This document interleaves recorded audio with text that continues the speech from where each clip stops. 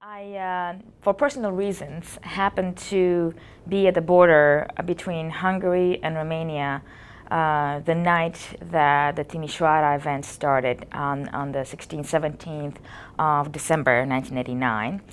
And I tried to make it through the border. I was turned around at the border together with all the other non-Romanian citizens who were on the train, returned to Budapest until the 21st of December.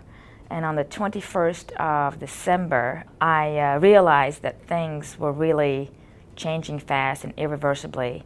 And I decided to find a way to get back to Romania. I had $10. And so I had to find a creative way to make myself useful to somebody who needed to go back to Romania. I found a lost American who spoke no Romanian, and he seemed to be in need of a person like myself. So we slowly made our way back to the Romanian border by car. And by the 23rd of December, which was right after Ceausescu fled, I had returned to Romania. And I spent then another 3 weeks in Romania. So I sort of saw the revolution initially in Budapest as it was just starting, and then from the border driving from Arad through Sibiu. Sibiu was a place where there was a lot of violence, and in fact, on the morning on the 23rd, I was driving with an American citizen, a Hungarian citizen who was a translator for the Spanish journalist we had with us. 6 o'clock in the morning, the sun was just coming up.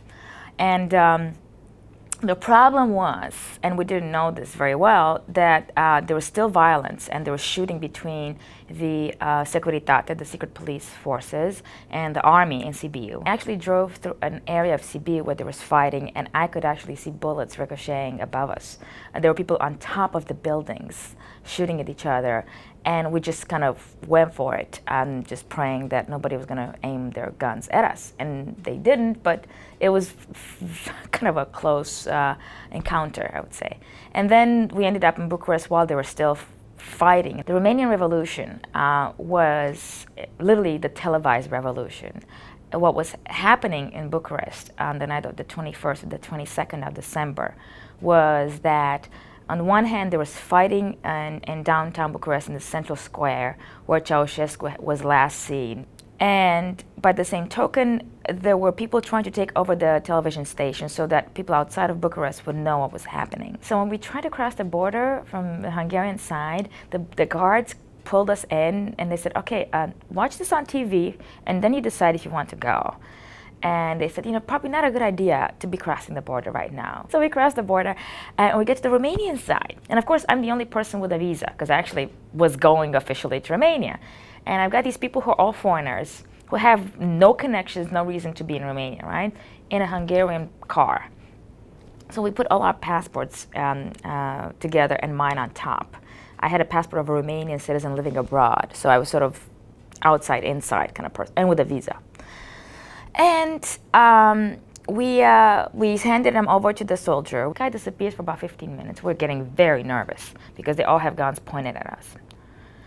And then I finally asked the guy in Romanian, is there a problem? And we took something like $25.